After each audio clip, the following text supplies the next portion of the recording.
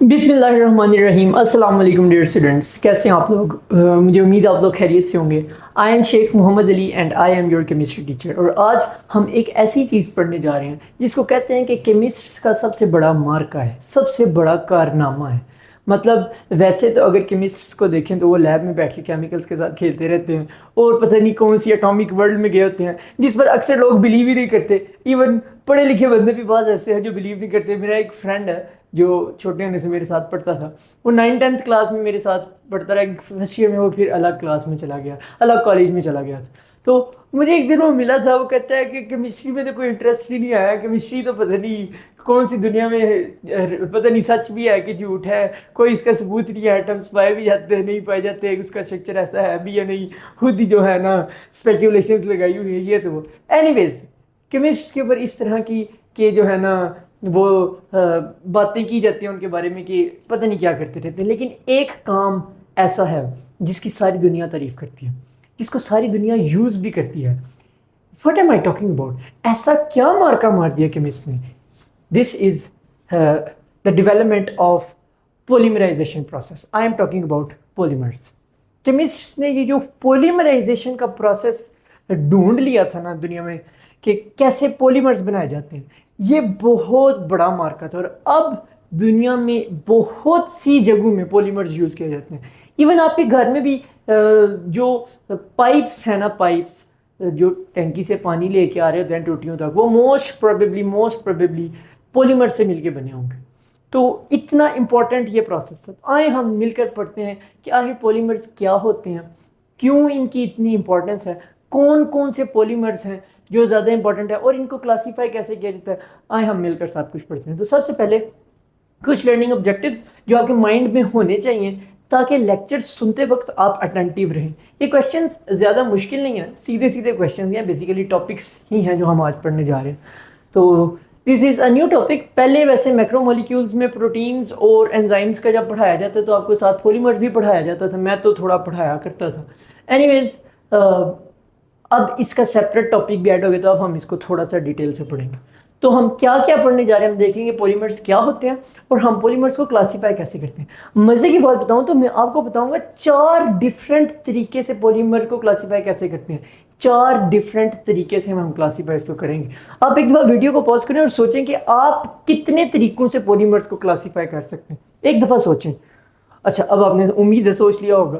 अब हम आते हैं कि नेक्स्ट पॉइंट, हम डिग्री ऑफ पॉलीमराइजेशन को देखेंगे कि वो क्या होती है। हम देखेंगे उससे एमसीक्यू कैसे बनाए जा सकते हैं। उसके बाद हम चंद पॉलीमर्स को पढ़ेंगे।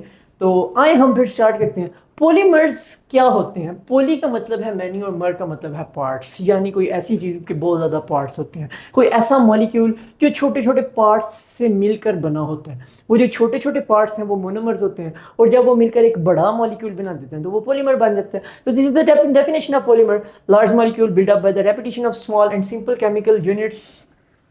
ये क्या लिखा हुआ है? Known as monomers. ओके, ये थोड़ी सी टाइपिंग मिस्टेक हो गई है स्लाइड बनाने वाले से। एनीवेज पॉलीमराइज, ये मैक्रोमोलिक्यूलर हाइपोथेसिस किसने प्रेजेंट की थी? किस बंदे ने ये बोला था कि मैक्रोमोलिक्यूल्स इस तरह के भी पाए जाते हैं जो एक ही तरह के या मोनोमर से मिलके बड़े मॉलिक्यूल्स बन जाते हैं? ये किस बंदे ने ये जो है ना ये वाली हाइपोथेसिस दी थी? तो ये बंदा था स्ट्रोडिंगर। तकरीबन 1920 के करीब शायद इसमें दी थी। एनीवे डेट से कोई फर्क नहीं पड़ता, मेन आपको बंदे का पता होना चाहिए। एमसीक्यू अगर कोई आ सकता है, एमसीक्यू कैसे का आएगा? मे भी कोई मुश्किल एमसीक्यू आ जाए, बट जहाँ तक मुझे लगता है इंडस्ट्रियल केमिस्ट्री में से आपका एमसीक्यू आसान ही आएगा। एनीवेज हम कोशिश करेंगे कि हर एक लेवल वाला एमसीक्यू हम कवर कर लें। अब पॉलीमर का तो आपको पता चल गया। अब पॉलीमर में कितने मोनोमर्स हैं, कितने मोनोमर्स मिलकर पॉलीमर बना रहे हैं, ये कॉन्सेप्ट है degree of polymerisation. The length of polymer chain is specialised by the number of repeating units. कितने मोनोमर्स जुड़कर उसकी चेन बना रहे हैं, and it is known as the degree of polymerisation. अब एमसीक्यू कैसे आ सकते हैं? एमसीक्यू एक फार्मूला से आ सकते हैं, वेरी सिंपल फार्मूला। आपके पास एक छोटा मोनोमर है, वो मिलता है तो एक बड़ा पॉलीमर बन जाता है। ठीक हो गया। इस मोनोमर का मास जितना है उसको मल्टीप्लाई कर दें जितने नंबर ऑफ मोनोमर्स हैं, तो हमारे पास इस पॉलीमर का मास आ जाएगा। ठीक हो गया। यानी हम एक फॉर्मूला बना सकते हैं कि molecular mass of polymer is equal to the molecular mass of the monomer या of the repeating unit multiply by the degree of polymerization यानी multiply by the number of monomers in the polymer chain। ठीक हो गया। अब इस formula से ही MCQ बनाए जा सकते हैं। मैं आपको बताता हूँ किस तरीके से। अच्छा, एक एग्जांपल मैंने दिया कि पॉलीविनाइल क्लोराइड है, इसकी डिग्री ऑफ पॉलीमराइजेशन 100,000 होती है। इसका जो ये ना थोड़ी सी मिस्टेक इधर हुई है। पॉलीविनाइल क्लोराइड का एक जो यूनिट है ना उसका मास होता है 63। तो हमारे पास जो सॉरी विनाइल क्लोराइड का जो एक यूनिट है ना, विनाइल क्लोराइड, उसका मास होता है 63। तो हमारे पास डिग्री ऑफ पॉलीमराइजेशन 1000 है। तो पॉलीविनाइल क्लोराइड का टोटल मास कितना होगा, इनको मल्टीप्लाई करने 63,000। अच्छा, वो आएगा इस तरह कि वो आपको मॉलिक्यूलर मास दे देगा और मोलर मास दे देगा और आपको पूछेगा कि ये क्या है, डिग्री ऑफ पॉलीमराइजेशन कितनी है। ठीक हो गया। या फिर वो आपको ये दो दे देगा और ये पूछ लेगा, या फिर वो आपको ये और ये दे देगा और आपसे ये पूछ लेगा। अब इसको मुश्किल किस तरीके से बनाया जा सकता है? मुश्किल बनाने का सिंपल तरीका यही है। आसान एमसीक्यू वो होगा जिसमें उसने आपसे ना आपको इसकी भी exact value they the, let's suppose 63 दे दी। ठीक हो गया। और इसकी भी ना एग्जैक्ट वैल्यू दे दी, आप आराम से कौन से ये फाइंड कर लेंगे। ठीक हो गया। इससे मुश्किल ये हो सकता है कि वो आपको ना ये ना दे, बल्कि वो आपको CH3CO, ये तो मैं गलत बना रही हूँ, ये विनाइल क्लोराइड नहीं है, ये तो मैं इथेनॉइल क्लोराइड बना रही हूँ। आपको वो ना ये दे दे, इसे क्या कहते हैं, उसका फॉर्मूला दे दे कि आपने मैथ्स खुद कैलकुलेट करना है। ठीक हो गया। अब इसमें थोड़ा सा मुश्किल बन गया। अब इससे भी मुश्किल ये हो सकता है कि वो आपको ये भी ना दे, बल्कि वो आपको बोल दे कि पॉलीमर जो है वो पॉलीविनाइल क्लोराइड है। अब आपने खुद देखना होगा कि विनाइल क्लोराइड का फार्मूला क्या होता है और आपने खुद देखना होगा कि उस फार्मूला का मैथ्स कितना बन सकता है। अब इससे भी मुश्किल कैसे बनाया जा सकता है? इससे भी मुश्किल ऐसे बनाया जा सकता है कि वो आपको डायरेक्टली बताए ही ना कि पॉलीमर कौन सा है, आपको वो उस पॉलीमर की कोई करैक्टरिस्टिक बता दे। आपको वो उस पॉलीमर की कोई करैक्टरिस्टिक बता दे, आपने खुद ढूंढना हो उस करैक्टरिस्टिक की बेस पे कि ये पॉलीमर कौन सा हो सकता है। फिर आपने देखना हो कि इसका मोनोमर कौन सा होगा, फिर आपने उस मोनोमर का मॉलिक्यूलर फार्मूला लिखना हो, फिर आपने उसका मॉलिक्यूलर मास फाइंड करके उससे इस मॉलिक्यूलर मास ऑफ पॉलीमर को डिवाइड करना हो, फिर डिग्री ऑफ पॉलीमराइजेशन। यानी मैंने आपको 4-5 डिफरेंट लेवल्स ऑफ एमसीक्यू बता दी। Not that difficult, very easy. जब हम एंड पे पॉलीमर्स की कैरेक्टरिस्टिक्स पढ़ लेते हैं तो उसके बाद तो आपके लिए सब चीज़ें बच्चों का खेल हो जाएंगी। तो that was all about degree of polymerisation. I don't think कि इससे ज़्यादा मुश्किल कोई वो बनाएगा। इतना मुश्किल भी वैसे वो बनाने वाला नहीं है। पीएमडीसी वाले ज़्यादा दिमाग नहीं लगाते हैं एमसीक्यू बनाने में। अब हम आ जाते हैं क्लासिफिकेशन ऑफ पॉलीमर्स। हम 4 बेसिस पर क्लासिफाई करेंगे। एक तो सिंपल है, on the basis of there structure. On the basis of structure क्या है? लीनियर पॉलीमर होते हैं, ब्रांच पॉलीमर्स होते हैं और क्रॉस लिंक्ड पॉलीमर्स होते हैं। लीनियर पॉलीमर्स को अगर हम देखें तो हमारे पास उसका स्ट्रक्चर सिंपल होगा। समझ लीजिए इस तरह हमारे पास सादा स्ट्रक्चर होगा, बिल्कुल सीधा। ओके। अब अगर हम ब्रांच पॉलीमर की तरफ आते हैं, ब्रांच पॉलीमर, तो उसका स्ट्रक्चर कुछ इस तरह का हो सकता है। ठीक हो गया।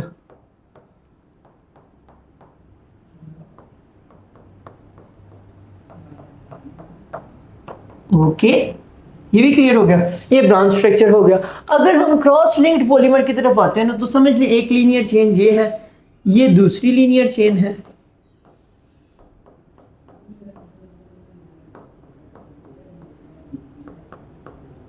और ये लीनियर चेन्स आपस में किसी तरीके से कनेक्टेड हैं, यानी chains interconnected to form a 3 dimensional network. ठीक हो गया। तो हमारे पास आपने जो चीज़ आपसे पूछी जाएगी ना, वो नॉर्मली ये होगी कि वो आपको एग्जाम्पल दे देंगे और वो पूछेंगे कि ये लीनियर है, ये ब्रांच है, या फिर ये क्रॉस लिंक्ड है। ठीक हो गया। मेरा ख्याल आपको क्लियर हो गया। या फिर वो ये भी पूछ सकते हैं कि वो आपको बेकलाइट दे दें और वो बोलें कि which of the following is true about Bakelite. और वो ये वाली लाइन भी दी हो, ये वाली लाइन भी दी हो और ये वाली लाइन भी दी हो, या ऐसे मिलते जुलते कुछ वर्ड्स चेंज कर दिए जाए जिनका मतलब यही बन रहा हो और आपने टिक करना हो ये वाली लाइन को, ठीक हो गया। मेरा ख्याल है आपको समझ आ गई। इससे मुश्किल एमसीक्यू इस क्लासिफिकेशन में से और आई डोंट थिंक कि कोई बन सकता। तो ये आपने एटलीस्ट ज़रूर याद कर लेने। Polymers types by monomer composition, एक हम देखा कि उनकी स्ट्रक्चर की बेसिस पे कैसे क्लासिफिकेशन होती है। अब हम देखेंगे उनकी कंपोजिशन की बेसिस, उसके बाद हम देखेंगे on the basis of their thermal properties, और उसके बाद हम देखेंगे on the basis of their method of polymerisation. ठीक हो गया, थोड़ा सा आपको अगले वाले लेक्चर का भी हिंट मिल गया। तो on the basis of there monomeric composition, simple बात है, कुछ एक पॉलीमर ऐसा है जो एक ही तरह के मोनोमर से मिलकर बना हुआ है तो वो होमोपॉलीमर है। अगर कोई एक से ज्यादा डिफरेंट टाइप्स के मोनोमर से मिलकर बना तो वो कोपॉलीमर हो सकता है। अब बाद बंदे कहते हैं, बाद बुक्स में लिखा हुआ है कि अगर एक से ज्यादा टाइप्स के मोनोमर थे तो कोपॉलीमर है, बाद में कहा कि अगर दो टाइप्स के मोनोमर थे तो वो कोपॉलीमर है, तीन टाइप के हैं तो वो टर्पोलीमर। इतना ही हमारे लेवल के लिए काफी है। ठीक हो गया, तो ये आपने इस हिसाब से याद किया। अगर एक ही तरह का मोनोमर है, सिंगल टाइप ऑफ मोनोमर, तो होमोपॉलीमर होगा। एक से ज्यादा दो टाइप्स के मोनोमर्स हैं तो वो कोपॉलीमर होगा। अगर तीन टाइप्स के मोनोमर्स से मिलके पॉलीमर बना हो तो वो टर्पोलीमर होगा। हमारे पास एग्जांपल्स आ जाती हैं। पॉलीविनाइल एसीटेट, विनाइल एसीटेट, मैं कोशिश करता हूँ आपको ना एक लिख के दिखा दूँ, एक एक लिख के दिखा दूँ। हमारे पास पॉलीविनाइल एसीटेट, विनाइल एसीटेट के मॉलिक्यूल्स के मिलने से बन जाएगा CH2 CHOCOCH3। आई बिलीव कि मैंने इसको गलत नहीं लिखा, ये CH2 है, CH2 CHOCOCH3। अब होगा क्या कि ये जो अनसैचुरेशन है ना, ये अनसैचुरेशन ये ख़त्म हो जाएगी और हमारे पास CH2 CH2 CH OCOCH3 OCOCH3, right. और ये अब आगे भी चेन कंटिन्यू रहेगी। Let me check if everything is true, right, yes. तो ये हमारे पास पॉलीविनाइल, ये विनाइल एसीटेट का एक मोनोमर है और ये पॉलीविनाइल एसीटेट है। ठीक हो गया। अब आपको विनाइल एसीटेट का मोनोमर मैंने बना के दिखाया, आपको भी बनाना आना चाहिए ताकि अगर वो आपको इसमें से इस तरह का एमसीक्यू दे देता है ना तो आप वो सॉल्व कर सकें। ठीक हो गया, आप खुद उसका मोलर मास फाइंड कर सकें, right. I hope so clear हो गया होगा ये वाली बात। अच्छा, तो पॉलीविनाइल एसीटेट आपने देखा कि एक ही तरह के मॉलिक्यूल से मिलके बना है। इसके बाद हमारे पास और एग्जांपल है एक ऐसा पॉलीमर जो विनाइल एसीटेट और ब्यूटाइल मेलिएट के मिलने से बन रहा हो। इस पॉलीमर को बनाने का ना एक दफ़ा मैं आपको बना के दिखा ही देता हूँ। फिर आपके सामने है विनाइल एसीटेट, एक तो वो सादा, और फिर आपके पास है साथ ब्यूटाइल मेलिएट OCO, और ये आगे फिर एक तो इसका स्ट्रक्चर मुझे खुद भी नहीं सही तरीके से आता, CO और B। ठीक हो गया। ये मुश्किल है कि कभी आपसे इसके स्ट्रक्चर के बारे में पूछा जाए, ये थोड़ा ज़्यादा मुश्किल हो गया। एनीवेज, अगर आपसे तैयार हो जाता है तो ये ज़्यादा अच्छी बात होगी। ये OCO है, ओके। अच्छा,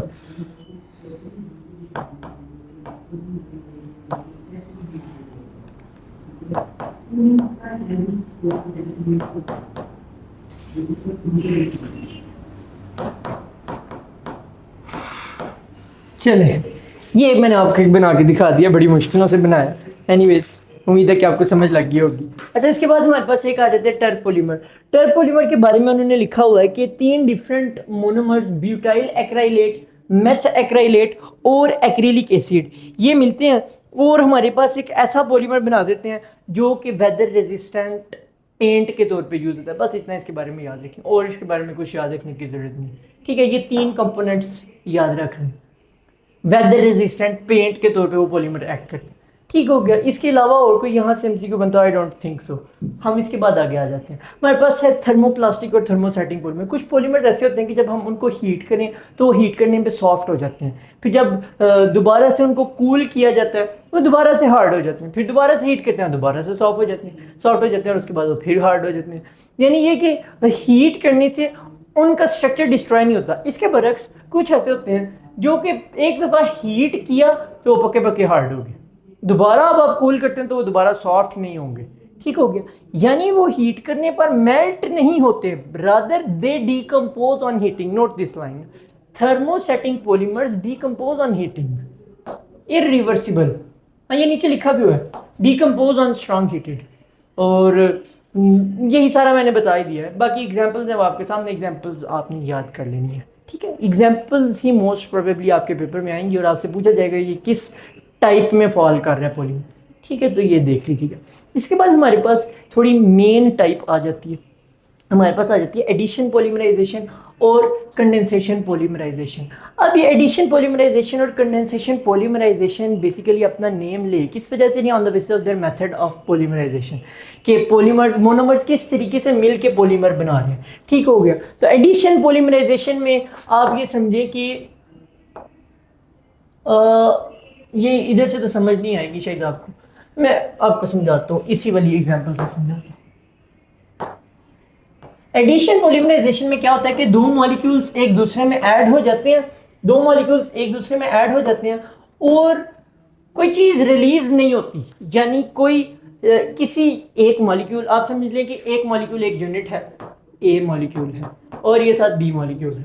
ठीक हो गया, अब बी मॉलिक्यूल ए मॉलिक्यूल में ऐड हो जाता है लेकिन ए से कुछ निकलता नहीं है। होता क्या है कि ए के अंदर भी अनसैचुरेटेड करैक्टर पाया जाता है। ठीक हो गया, बी के अंदर भी अनसैचुरेटेड करैक्टर पाया जाता है, ये आके इसके साथ अटैच होता है, इसका भी अनसैचुरेटेड करैक्टर खत्म हो जाता है, इसका भी अनसैचुरेटेड करैक्टर खत्म हो जाता है। ठीक हो गया, तो मोनोमर्स के अंदर अनसैचुरेटेड करैक्टर पाया जा रहा होता है जिसकी वजह से वो एक दूसरे के साथ ही आपस में ऐड हो जाते हैं। ठीक हो गया, जैसे आपने वो इथीन की पॉलीमराइजेशन पढ़ी हुई है chapter number chemistry of hydrocarbon वाले चैप्टर में, और पॉली इथीन उससे बनाया था हमने, उसमें कोई चीज़ रिलीज नहीं हो रही थी। इसके बरक्स ये एडिशन पॉलीमराइजेशन का कॉन्सेप्ट आपको समझ लग गया। इसके बरक्स हमारे पास कंडेंसेशन पॉलीमराइजेशन में क्या होता है कि मॉलिक्यूल के अंदर और चीज़ को एक्सेप्ट करने की स्पेस नहीं है, वो क्या करेगा कि वो एक चीज़ को रिलीज करेगा और उसकी जगह दूसरी चीज़ को ऐड करेगा। हमारे पास जैसे ये वाला मॉलिक्यूल है, इसमें से OH ग्रुप रिलीज हो रहा है और ये वाला मॉलिक्यूल है, इसमें से H ग्रुप रिलीज हो रहा है। ठीक हो गया, अब ये दोनों आपस में एक दूसरे के साथ अटैच हो जाते हैं। ठीक है, यानी इसमें OH की जगह ये वाला ग्रुप आ जाता है और इसमें H की जगह ये वाला ग्रुप आ जाता है। ठीक हो गया, तो इन्होंने क्या किया, इसने H रिलीज किया, इसने OH रिलीज किया, उन दोनों ने मिलकर वाटर बना दिया, यानी हमारे पास एक स्मॉल मॉलिक्यूल साथ रिलीज हुआ है। ठीक हो गया, तो कंडेंसेशन पॉलीमराइजेशन और एडिशन पॉलीमराइजेशन में बेसिक डिफरेंस यही आ रहा होता है कि कंडेंसेशन पॉलीमराइजेशन में there is a release of small molecule. ठीक हो गया, लाइक वाटर और अल्कोहल और ammonia in maybe in some cases. तो ये तो बेसिक डिफरेंस आपको समझ आ जानी चाहिए। अच्छा, उसके बाद हमारे पास और क्या क्या पॉइंट्स हैं, मैं कोशिश करता हूँ इसको भी थोड़ा सा बढ़ा के। हमारे पास ना मैकेनिज्म है कि आखिर ये पॉलीमर्स, एक पॉलीमराइजेशन के केस में छोटा मॉलिक्यूल ऐड हो रहा है, रिलीज हो रहा है, एक केस में नहीं हो रहा, तो आखिर पॉलीमराइजेशन हो किस तरीके से रही है। अच्छा, ये ना इसका मेन मैकेनिज्म है जो आपको समझने की ज़रूरत है। मैकेनिज्म के अंदर से क्वेश्चन मुश्किल आएगा लेकिन फिर भी मेरा ख्याल है कि आपको समझा देना चाहिए। एडिशन पॉलीमराइजेशन में होता क्या है कि आपके पास ना कैटलिस्ट के तौर पे यूज़ किया जाता है ऑर्गेनिक पेरोक्साइड्स को। ये आपके पास एक ऑर्गेनिक पेरोक्साइड है, आप इसकी डीकम्पोजिशन करवाते हैं। कैसे करवाते हैं आप, यहाँ थर्मल डीकम्पोजिशन करवाते हैं या फोटोकेमिकल डीकम्पोजिशन, यानी यहाँ हीट देकर या लाइट देकर आप इसको डीकम्पोज करवाते हैं। जैसे आप इसको डीकम्पोज करवाते हैं, इससे हमारे पास फ्री रेडिकल्स बन जाते हैं। ठीक हो गया, फ्री रेडिकल्स जो बन जाते हैं वो आगे टूट के मजीद फ्री रेडिकल बनाते हैं। अब ये फ्री रेडिकल क्या करते हैं, ये फ्री रेडिकल एक मोनोमर के पास जाते हैं, उस मोनोमर के ऊपर अटैक करके उस मोनोमर के अंदर एक्टिव साइट जनरेट कर देते हैं। This is an active site. ये क्यों नहीं सिलेक्ट हो रहा, okay, this is an active site. अब इस एक्टिव साइट के ऊपर आके एक और मोनोमर अटैच होता है, वो मोनोमर अटैच हुआ, अब उसके ऊपर एक्टिव साइट आ गई, उसके ऊपर एक और आके अटैच होता है, अब उसके ऊपर एक्टिव साइट आ गई। अब होता क्या है कि मोनोमर्स फौरन ऐड होते जाते हैं और चेन ग्रो करती जाती है, इसलिए हम इसको चेन ग्रोथ पॉलीमराइजेशन भी कहते हैं। अब इसमें एक बात आप ये याद रखें कि इसमें चेन सिर्फ एक ही साइड से ग्रो कर रही है। ठीक हो गया, दूसरी साइड से पे जो है ना वो लगा हुआ है हमारे पास, जो कैटलिस्ट था वो लगा हुआ, तो वो कैटलिस्ट उधर लगा हुआ, तो उस साइड पे एक्टिव साइट अवेलेबल नहीं है, ठीक हो गया, उस साइड से चेन ग्रो नहीं करी, चेन ओनली वन साइड से ग्रो कर रही है, एक ये बात नोट कर ली।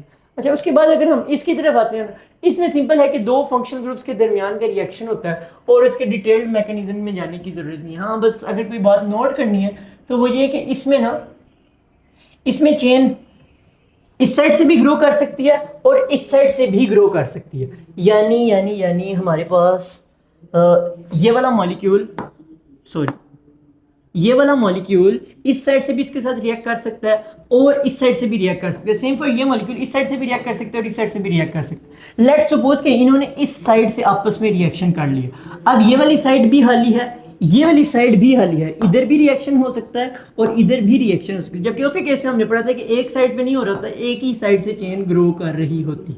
ठीक हो गया, मेरा ख्याल है आपको क्लियर हो गया होगा। अच्छा, अब एक कन्फ्यूजन है इनकी नेमिंग पर। इनकी नेमिंग पर एक कन्फ्यूजन ये है कि इसको चेन ग्रोथ पॉलीमराइजेशन बोला हुआ है, वो तो ठीक है, इसको उन्होंने बोला है स्टेप ग्रोथ पॉलीमराइजेशन। मैंने बहुत कोशिश किया कि मैं ना इसकी कोई लॉजिकल एक्सप्लेनेशन ढूंढूं कि आखिर इसको स्टेप ग्रोथ पॉलीमराइजेशन बोला क्यों जा रहा है, बट मुझे कोई इसकी लॉजिकल एक्सप्लेनेशन नहीं मिली। वो कहते हैं कि मुझे जो मिला है मैं वो आपको बता रहा हूँ कि इसको चेन ग्रोथ पॉलीमराइजेशन इस तरीके से कहते हैं कि एक ही चेन होती है, वो चेन ग्रो करी जाती है एक साइड से, मोनोमर्स उसके अंदर ऐड हो जाते हैं। रैंडमली कोई मोनोमर्स आपस में जुड़ नहीं जाते हैं, ठीक है, बल्कि वो जो स्पेसिफिक चेन जिसके साथ आगे कैटलिस्ट लगा होता है और डायरेक्टली साइड क्रिएट की होती है, वही चेन ग्रो करती है। जबकि उस केस में क्या होता है कि कोई भी दो मोनोमर्स आपस में मिल जाते हैं और ओलिगोमर बना देते हैं, ठीक हो गया। अब उस ओलिगोमर के साथ आके एक और मोनोमर भी मिल सकता है और आके एक और ओलिगोमर भी मिल सकता है। यानी ये वाली जो पॉलीमराइजेशन है इसमें वो एक ऑर्डर नहीं है, एक ऑर्डर में चेन ग्रो नहीं कर रही होती, ठीक हो गया, बल्कि रैंडमली चेन्स बनी जाती हैं। कभी कोई एक चेन बन गई 10 मोनोमर्स की, दूसरी चेन 20 मोनोमर्स की बन गई, वो दो चेन्स आपस में मिल जाती हैं और इसको हम स्टेप ग्रोथ पॉलीमराइजेशन बोल रहे थे। मुझे तो ये इतनी अच्छी एक्सप्लेनेशन नहीं लगी, इसका नाम स्टेप ग्रोथ पॉलीमराइजेशन इससे किस तरीके से हो गया। एनीवेज, जो मुझे मिला मैंने वो आपको बता दिया। उम्मीद है कि आपको क्लियर हुआ होगा कि मैं क्या बोल रहा हूँ। यानी इस केस में एक ही चेन में स्पेसिफिकली सिंगल मोनोमर, फिर दूसरा मोनोमर, फिर तीसरा मोनोमर ऐड हो रहा होता है, जबकि इस केस में हमारे पास रैंडमली कहीं पे 2 मोनोमर्स मिल गए, कहीं पे 4 मिल गए, कहीं पे 8 मिल गए। वो 8 मोनोमर्स की चेन एक मोनोमर के साथ जाके मिल गई, और ऐसा भी हो सकता है कि वो 8 मोनोमर्स की चेन एक और 15 मोनोमर्स वाली चेन के साथ जाके मिल गई। तो it's kind of little bit different process, जो कि मैंने आपको समझाने की कोशिश की, एंड आई बिलीव कि वो क्लियर हो चुका हो। तो ये हो गया। उसके बाद आगे हमारे पास आ जाता है कि इसमें कोई स्मॉल मॉलिक्यूल एलिमिनेट नहीं हो रहा था, इसमें स्मॉल मॉलिक्यूल एलिमिनेट हो रहा था, जो कि मैंने आपको बता दिया। और इसमें मोनोमर्स के बारे में भी मैंने आपको एक बात बताई थी कि मोनोमर्स में ना स्पेस होती है कि वो अपने अंदर किसी और चीज़ को ऐड कर सकते हैं, डबल बॉन्ड पाया जाता है एक मोनोमर के अंदर भी और दूसरे मोनोमर के अंदर भी। वो दोनों मोनोमर्स एक दूसरे के साथ मिलते हैं, उनके डबल बॉन्ड खत्म हो जाते हैं। तो monomers are unsaturated, they contain double और ट्रिपल बॉन्ड्स, ओके। और इसके केस में मोनोमर्स में जो स्पेशल कैरेक्टरिस्टिक्स होती है वो ये कि उनमें 2 डिफरेंट फंक्शनल ग्रुप्स पाए जा रहे होते हैं। जैसे हमारे पास इसमें देखें ना आप, ये क्यों नहीं हो, हमारे पास बेंजीन डाइकार्बोक्सिलिक एसिड और यहाँ पर 1,2 इथेन डायोल, ये आपस में मिल रहे हैं। इनमें अब ये कार्बोक्सिलिक एसिड का ग्रुप है और ये अल्कोहल का फंक्शनल ग्रुप, तो ये 2 डिफरेंट फंक्शनल ग्रुप्स हो गए, ये आपस में रिएक्शन कर देते हैं और हमारे पास नतीजतन एक पॉलीमर बनी, जिसको आई थिंक टेराइलिन बोलते हैं। ये नाम मैंने शायद आपको पहले नहीं बताया, ये भी नोट कर लें, ओके। तो ये भी एमसीक्यू में आ सकता है, टेराइलिन पॉलीमर। अच्छा, इसके अलावा और एग्जाम्पल मोनोमर्स की उन्होंने दी हुई हैं कि कौन कौन से मोनोमर्स एक्ट कर सकते हैं for addition polymerisation. Of course वो जिनमें अनसैचुरेशन पाई जा रही है। स्टाइरीन क्या होती है? स्टाइरीन हमारे पास बेंजीन ही होती है, लेकिन उस बेंजीन के ऊपर ना, बेंजीन के ऊपर हमारे पास ये लगा होता है CH2, ठीक हो गया। इसको इस तरीके से भी लिखा जा सकता है C6H5 CHCH2। यही तो हम उधर पढ़ के आए हैं, मैं आपको एक बार फिर से दिखा देता हूँ। यही तो हमने इधर पढ़ा है। ये सारा शायद आपके माइंड में क्वेश्चन ना आया हो, आना तो चाहिए था कि ये जो हम देख रहे हैं ये है क्या, this is basically styrene. I hope so ये क्लियर हो चुका होगा। अच्छा, इसके बाद हमारे पास नीचे एग्जांपल्स दी गए। ये मेन चीज़ है, एमसीक्यू मोस्ट प्रोबेबली यहीं से आएगा। वो आपको पॉलीमर का नाम दे देंगे और पूछेंगे कि ये कौन सी पॉलीमराइजेशन प्रोसेस के थ्रू बना, एडिशन पॉलीमराइजेशन के थ्रू या condensation polymerisation. That was all from my side. I believe कि हर चीज़ कवर हो गई है। फर्दर हम फिर अब आगे चलते हैं। यहाँ तक मोस्ट प्रोबेबली एमडी कैट में जो क्वेश्चन आएगा वो इधर तक के लेक्चर के पोर्शन से कवर हो जाएगा मोस्ट प्रोबेबली, लेकिन मे बी वो आगे नाइलॉन में से क्वेश्चन दे दे, तो इसलिए हम चंद पॉलीमर्स की कैरेक्टरिस्टिक्स भी पढ़ेंगे। तो सबसे पहले हम पॉलीविनाइल क्लोराइड को देखते हैं। सिंपल, आपको इसके मोनोमर का स्ट्रक्चर आना चाहिए और आपको इसके मोनोमर का मोलर मास फाइंड करना आना चाहिए, जो कि आप सिंपली इनके एटॉमिक मासेस को ऐड करके कर सकते हैं। उसके बाद आपको ये पता होना चाहिए कि क्या ये एडिशन पॉलीमर है या कंडेंसेशन पॉलीमर। तो ऑफ कोर्स आपके सामने लिखा it is an addition polymer. ठीक हो गया, क्योंकि ये देखें ना इसमें अनसैचुरेशन पाई जा रही है एंड थोड़ी सी कंडीशंस लिखी हुई हैं। ये शायद डिफरेंट बुक्स में डिफरेंट हों, इन पे क्वेश्चन शायद मुश्किल ही आए, लेकिन फिर भी आप अपनी बुक के हिसाब से ज़रूर याद कर लीजिएगा, और अगर आपकी बुक में नहीं लिखे तो फिर जो मैं बता रहा हूँ वो कर लें। और एक और बात लिखी है कि इसमें इसकी पॉलीमराइजेशन में जो कैटलिस्ट यूज़ किए थे वो बेंजोइल क्लोराइड होता है, ये शायद पूछ लिया जाए। अच्छा, इसके बाद ये addition of a plasticiser improve the flexibility of the polymer. Question नहीं से आएगा, वैसे मैं बताने लगूँ प्लास्टिसाइजर क्या होता है। प्लास्टिसाइजर कोई ऐसा मटेरियल आप समझने होता है कि वो पॉलीमर चेन्स के दरमियान आ जाता है, जिसकी वजह से पॉलीमर चेन्स एक दूसरे से थोड़ा दूर हो जाती हैं और उनमें एबिलिटी आ जाती है कि वो थोड़ी मूव कर सकें, जिसकी वजह से फ्लेक्सिबिलिटी इंक्रीज हो जाती है। During the manufacturing process add किया जाता है। एनीवेज, ये हो गया। बाकी इसको क्या क्या चीज़ों के लिए यूज़ किया जा रहा है ये भी आप देख लीजिएगा, कोशिश करें कि जितना याद होता है उतना याद भी कर लें। उसके बाद एक और बात लिखिए कि इसको कैसे प्रिपेयर किया जाता है, इस मोनोमर को। इस मोनोमर को प्रिपेयर करने का तरीका यह है कि आप इथाइन यानी एसिटाइलिन का HCl के साथ रिएक्शन करवाएं in the presence of HgCl2 catalyst, HgCl2 and CuCl catalyst. ठीक हो गया। और हमारे पास H2C डबल बॉन्ड CHCl ये बनेगा। ठीक हो गया। अच्छा, उसके बाद यही था पॉलीविनाइल क्लोराइड। पॉलीस्टाइरीन में भी आपको एक तो स्टाइरीन, ये स्टाइरीन है, आपको इसकी पहचान होनी चाहिए। ठीक हो गया। दूसरा ये कि अनसैचुरेशन की वजह से एडिशन पॉलीमराइजेशन होती है, और कैटलिस्ट का नाम याद करने की कोई ज़रूरत नहीं है। बाकी किस किस चीज़ के लिए यूज़ हो रही है ये भी आपको आना चाहिए। उसके बाद पॉलीविनाइल एसीटेट, ये भी जो है ना हमारे पास, क्या इसमें से बात याद करने वाली हो सकती है, यही है कि ये भी अनसैचुरेटेड है, तो इसमें भी एडिशन पॉलीमराइजेशन होगी। और इसमें कोई एक बात इंपॉर्टेंट अगर है तो वो यही है कि ये as an adhesive material use हो सकता है। हाँ, मैंने देखा था कि मेरा एक दोस्त MCQs बना रहा था, तो उसने इस बात के ऊपर MCQ बनाया था कि कौन सा पॉलीमर जो है वो एज एन एडहेसिव यूज़ हो रहा था वगैरह वगैरह, तो उसका आंसर पॉलीविनाइल एसीटेट था। तो एक ये देख लीजिएगा। हाँ, एक और बात ये लिखी हुई है कि it is supplied in a number of grades. तो एक ही पॉलीमर के डिफरेंट ग्रेड्स अगर हो तो इसका मतलब है उन ग्रेड्स में से एक ग्रेड में डिफरेंट नंबर ऑफ मोनोमर्स हैं और दूसरे ग्रेड में डिफरेंट नंबर ऑफ मोनोमर, यानी grades are based on the degree of polymerisation. तो इनका मकसद क्या होता है, डिग्री ऑफ पॉलीमराइजेशन चेंज होने से फिजिकल प्रॉपर्टी चेंज हो जाती है, मेल्टिंग बॉइलिंग पॉइंट चेंज हो जाता है, फ्लेक्सिबिलिटी चेंज हो जाती है, हार्डनेस चेंज हो जाती है। तो ये डिफरेंट एप्लीकेशन के हिसाब से हमें जितनी हार्डनेस, जितनी जिस तरह की फिजिकल प्रॉपर्टी चाहिए होती है, हम उतनी डिग्री ऑफ पॉलीमराइजेशन रख के वो वाला पॉलीमर यूज़ कर लेते हैं। ठीक हो गया, इसमें और कोई रॉकेट साइंस नहीं है। एक्रिलिक रेजिन्स के बारे में एक लाइन आपने याद रखना है कि these are related to vinyl resins. Why? It is because of the structure of their monomers. इसके मोनोमर्स कौन कौन से होते हैं? इसके मोनोमर्स हो सकते हैं methyl methacrylate, acrylic acid, butyl acrylate, लेकिन जो सबसे कॉमन है वो हमारे पास होता है एक्रिलोनाइट्राइल। आप इसके मोनोमर के स्ट्रक्चर को देखें ना तो आपके सामने एक ये स्ट्रक्चर आ रहा है। क्या ये स्ट्रक्चर किसी चीज़ से मिलता जुलता नहीं लग रहा? मैंने आपको एक पढ़ाए हैं पीछे, पॉलीविनाइल एसीटेट पढ़ाया, पॉलीविनाइल क्लोराइड आई थिंक पढ़ाया है, सर अब्दुल्ला वाग हैं, बस मैं ख़त्म करता हूँ इसको। तो पॉलीविनाइल क्लोराइड पढ़ाया, उनमें सारों में ना एक ये चीज़ एडिड थी, H2CCH डबल बॉन्ड। ठीक हो गया। तो ये आपने देख लेना। इनका स्ट्रक्चर चूँकि दोनों के स्ट्रक्चर में C डबल बॉन्ड C पाया जा रहा है, इसलिए हमारे पास ये ना एक दूसरे से मिलते जुलते हैं। उसके बाद हमारे पास और क्या बात है इसमें करने वाली, और यही है बात है कि जो इसकी यूजेस हैं वो देख लीजिएगा, ये याद ही करने वाले, और कोई रॉकेट साइंस नहीं है। MCQ आएगा तो ये इससे MCQ बनाया जा सकता है, ये देख लीजिएगा। यानी मोनोमर्स डिफरेंट आपको आने चाहिए, लेकिन सबसे इंपॉर्टेंट वाला भी पता होना चाहिए आपको। उसके बाद पॉलीईस्टर रेजिन्स। पॉलीईस्टर रेजिन में को मैं आपको पढ़ा के आया हूँ जब मैं आपको कंडेंसेशन पॉलीमराइजेशन पढ़ा रहा था। ठीक है, तो मैंने आपको इसका नाम बताया था, टेराइलिन। तो ये टेराइलिन के ऊपर क्वेश्चन पूछा जा सकता है कि ये क्या है, तो इसका आंसर है पॉलीईस्टर रेजिन। यानी इन शॉर्ट ये कि अगर मैंने आपको एग्जांपल दे दी है ना किसी की, जैसे अब पोलीअमाइड की एग्जांपल हम पढ़ेंगे, हम इसी तो एग्जांपल इसको आपने हर सूरत याद रखें कि ये आपसे पूछ इसका नाम दे के पूछ लेंगे ये कौन सी क्लास है, और आपसे ये पूछ सकते हैं कि ये कौन सी टाइप ऑफ पॉलीमराइजेशन है जो कि हम पीछे पढ़ के हैं। फिर आपसे इसका नाम दे के इसके मोनोमर्स के बारे में पूछा जा सकता है, इथेन 1 2 डायोल और बेंजीन 1 4 डाइकार्बोक्सिलिक एसिड। मैंने शायद आपको इनके नाम बताए ही थे पीछे पीछे भी। इसके अलावा हमारे पास अगर कोई बात है तो यही है कि क्लॉथिंग में सबसे ज़्यादा इनको यूज़ किया जाता है, और कोई रॉकेट साइंस नहीं है। हाँ, वाटर टैंक्स बनाने में भी ये भी एमसीक्यू, अगर उसका दिमाग घुमाओ तो इस तरह का एमसीक्यू बना के भी पूछ सकता है। हाँ, एप्लीकेशन बेस्ड क्वेश्चन अगर उसने देना हो तो वो इस चीज़ को कि ये एप्लीकेशन किस पॉलीमर की है वो पूछ सकता है। ये कोई इतनी हैरानी वाली बात नहीं, मे भी आपसे पूछा जाए। उसके बाद हमारे पास पॉलीअमाइड रेजिन आ जाते हैं। अमाइड क्या होता है? CONH2,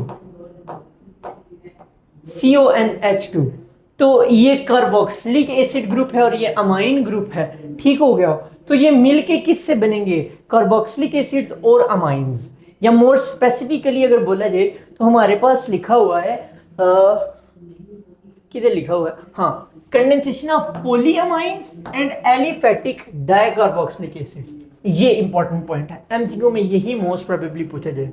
उसके बाद अब जितने भी पोलीअमाइड रेजिन्स हैं ना, जितने पोलीअमाइड रेजिन्स हैं उनमें से सबसे मशहूर अगर कोई है तो वो है नायलॉन। नायलॉन नायलॉन को एक बेसिक नेम सेलेक्ट कर लिया जाता है और दूसरे पोलीअमाइड्स को भी नायलॉन के हिसाब से नेम दिया जाता है। जैसे जो मोस्ट कॉमन हम पढ़ते हैं वो है नायलॉन 6 और हो सकते हैं हमारे पास नायलॉन 6 हो सकता है, नायलॉन 4 6 हो सकता है, नायलॉन 6 12 हो सकता है, वगैरह वगैरह। यानी nylon has been accepted as a generic name. जो मोस्ट कॉमनली हम पढ़ते हैं वो है नायलॉन 6 ठीक हो गया, मोस्ट इंपॉर्टेंट पोलीअमाइड है ये। अब ये 6 क्यों कहलाता है? क्योंकि ये एडिपिक एसिड और हेक्सामिथाइलिन डाइअमाइन से मिलके बना हुआ है। Adipic acid is hexane dioic acid, hexane 1 6 dioic acid, यानी 6 कार्बन, पहले कार्बन और आखिरी कार्बन दोनों के ऊपर कार्बोक्साइल ग्रुप है, ठीक हो गया। तो हमारे पास ये हेक्सेन डायोइक एसिड और हेक्सामिथाइलिन डाइअमाइन, यानी 6 मिथाइलिन ग्रुप्स और इसके एंड पे भी अमाइन, इसके एंड पे हेक्सामिथाइलिन डाइअमाइन। 6 कार्बन है इसमें, 6 कार्बन है इसमें, nylon 6 I hope it is crystal clear, ठीक हो गया। और एक मजे की बात यह है कि आप अपनी, अगर आप फेडरल के स्टूडेंट हैं तो फेडरल की बुक खोलें, उसमें जहां पर नायलॉन 6 को उसने एक्सप्लेन किया ना, उसकी थ्योरी में वो कहता है 2000 डिग्री 2000 सी। ये 2000 सी का क्या मतलब है? It is basically a typing mistake in your text book. 2000 सी की बजाय वो बेसिकली लिखना चाहता था 200 डिग्री सेंटीग्रेड, जो कि उसने 2000 सी लिख दिया, ठीक है। तो ये एक दफा देख लीजिएगा, एफटीपी में फिर 200 है और बीटीपी में उसको 252 डिग्री सेंटीग्रेड लिखा गया। ये नोट कर लें आप, ठीक है। अब अपने बोर्ड के हिसाब से लगा दीजिएगा। बाकी आएगा नहीं इस तरह के एमसीक्यू जिसमें दोनों ऑप्शन अवेलेबल हो, मैंने वैसे आपको बता दिए ताकि आपको क्लियर हो जाए। उसके बाद हमारे पास यही बात लिखी है कि इसको नायलॉन 6 क्यों बोल रहा हूँ, मैंने बता दिया आपको। और इसका काम क्या है? इसका टेक्सटाइल फाइबर यूज़ किया जाता है। इसकी प्रॉपर्टीज़ कुछ आपको पता होनी चाहिए, जो नीचे ये सारी लिखी हुई हैं, ठीक हो गया। इसमें और कोई रॉकेट साइंस नहीं है। बाकी इक्वेशन मैंने आपको समझा दी हुई है। और ठीक है, फिर एक चीज़ जो देखने वाली है वो ये है कि ये एक कार्बोक्सिलिक एसिड का फंक्शनल ग्रुप है, ये एक अमाइन का फंक्शनल ग्रुप है। दो डिफरेंट फंक्शनल ग्रुप्स आपस में मिल रहे थे। ये कौन सी टाइप ऑफ पॉलीमराइजेशन थी? वो पॉलीमराइजेशन जिसमें साथ एक छोटा मॉलिक्यूल भी रिलीज हो रहा है, दिस इज कंडेंसेशन पॉलीमराइजेशन। तो ये भी नोट कर लें। उसके बाद एक और बात ये कि आपको एडिपिक एसिड का भी आईयूपैक नेम आना चाहिए, जो मैंने आपको बताया है, ओके। और उसके बाद और क्या हो सकता है? और हमारे पास एपॉक्सी रेजिन्स है। एपॉक्सी रेजिन्स में क्या है कि दीज आर फंडामेंटली पॉलीईथर्स। ये क्वेश्चन आ सकता है। अब इनको ये बेसिकली होते पॉलीईथर्स है, लेकिन हम इनको कहते हैं एपॉक्सी रेजिन्स। क्यों पॉलीईथर? ये इस वजह होते हैं कि जब इनका फाइनल स्ट्रक्चर देखते हैं ना, जब ये रेजिन क्या होता है? रेजिन होता है एक ऐसी चीज जो विशस सब्सटेंस हो, सॉलिड या बोले जाए सेमी सॉलिड हो, जो कि बाद में हार्ड हो जाता है और जब वो हार्ड हो जाएगा ना, एपॉक्सी रेजिन जब हार्ड हो जाते हैं तो उस टाइम उनकी चेंज जो होती हैं उनमें ईथर लिंकेजेस पाए जाते हैं, इसलिए वो बेसिकली होते हैं पॉली ईथर्स हैं, लेकिन हम उनको एपॉक्सी रेजिन कहते हैं on the basis of their starting materials, यानी on the basis of their monomers. उनके मोनोमर्स में नॉर्मली कौन सा है, एपिक्लोरोहाइड्रिन। इसके अंदर क्या है, इसमें एपोक्साइड ग्रुप होता है। ये एपोक्साइड ग्रुप होता है ना, नहीं नहीं ये इधर नहीं लगता, ये थोड़ी सी, एक तो ये टाइपिंग मिस्टेक थी, उस टाइपिंग मिस्टेक को ठीक करने में भी मैंने एक मिस्टेक कर दी। ये हमारे पास एपोक्साइड ग्रुप है, अ 3-membered ring in which 1 member is an oxygen. ठीक हो गया। तो इस एपोक्साइड रिंग की वजह से, चूंकि एपॉक्सी रेजिन्स के मोनोमर में एपोक्साइड रिंग पाई जाती है, इसलिए हम एपॉक्सी रेजिन्स को एपॉक्सी रेजिन का नेम देते हैं। ठीक हो गया। बाकी ये मोस्ट कॉमन जो मोनोमर्स हैं इसके वो देख लें, और इनसे मिलके जो पॉलीमर बन रहे हैं, एक एग्जांपल मैंने देखी थी इपॉक्सी रेजिन की, एग्जांपल वैसे बुक्स में नहीं लिखी हुई लेकिन मैंने देखी थी, DGEBA। इसको ना एक दफ़ा आप सर्च कर लीजिएगा गूगल पे कि एग्जांपल ऑफ एपॉक्सी रेजिन, तो आपके सामने सबसे पहले यही आएगी, सबसे मशहूर यही है जो इन दो के मिलने से बनती है। एनीवेज, आगे इसका मोस्ट इंपॉर्टेंट फंक्शन जो है वो ये है कि एज कोटिंग मटेरियल यूज होता है। ये थोड़ा इंपॉर्टेंट है, देख लीजिएगा, ये पूछा जा सकता है, एज कोटिंग मटेरियल यूज होता है। किधर गया, हम डैम्स और ब्रिजेस, ये जो बहुत बड़ी बड़ी और स्ट्रॉन्ग स्ट्रक्चर्स होते हैं ना, जो यानी बड़ी बड़ी जो चीज़ें हैं, बड़े बड़े स्ट्रक्चर्स हैं, डैम बहुत बड़ा नहीं होता और ब्रिजेस कितने बड़े होते हैं, उनको पेंट करने के लिए हम एपॉक्सी रेजिन्स को यूज़ करते हैं। तो ये as protective covering role play करे। That was all about polymer. I don't think इसके अलावा कोई भी ऐसी बात है जो किसी भी बोर्ड में हो और वो आपको बताई नहीं हो। मैंने अपनी तरफ से पूरी कोशिश की हर चीज़ को कवर कर दिया जाए, और एमसीक्यू जो बातें बताई हैं, हर बात को मैंने कोशिश किया कि बताया जाए कि आगे इससे एमसीक्यू बन सकता है या नहीं बन सकता। ठीक है। और इसके अलावा कोई और रॉकेट साइंस वाला MCQ I don't think PMDC बनाएगी, तो अगर आ जाते तो फिर आपकी किस्मत है। मैंने कोशिश किया कि हर तरह का मुश्किल एमसीक्यू भी आपको कवर करवा दिया जाए, एंड आई डू बिलीव कि आपको एक एक चीज़ क्रिस्टल क्लियर हो गई होगी। अब आप बता सकते हैं पॉलीमर्स क्या हैं, पॉलीमर्स को 4 डिफरेंट तरीके से क्लासीफाई कैसे किया जा सकता है, हर क्लास की एग्जांपल आपको आती है, हर क्लास में से कोई भी एग्जांपल आपको उठा के दी जाती है, आप फ़ौरन प्रिडिक्ट कर देंगे ये क्लास की किस क्लास से बिलोंग करता है। आप ये बता सकते हैं एडिशन और कंडेंसेशन पॉलीमराइजेशन के में क्या क्या डिफरेंसेस हैं, ये सबसे ज़्यादा इंपॉर्टेंट है, इनको आपने देख लेना। उसके बाद आप डिफरेंट पॉलीमर्स की कुछ करैक्टरिस्टिक्स देख सकते हैं, और आप बता सकते हैं कि कौन सा पॉलीमर किस मोनोमर से मिलके बन रहा है, और आप उस मोनोमर का आईयूपैक नेम, आप उस मोनोमर का मोलर मास वगैरह वगैरह बता सकते हैं, और चंद पॉलीमर की करैक्टरिस्टिक्स भी आपको आनी चाहिए। That was all from polymers. हमेशा की तरह अच्छे से पढ़ें, मेरे लिए भी दुआ करें, अपने लिए भी दुआ करें। मिलते हैं नेक्स्ट लेक्चर में, तब तक के लिए thank you so much, stay blessed, अल्लाह हाफिज़।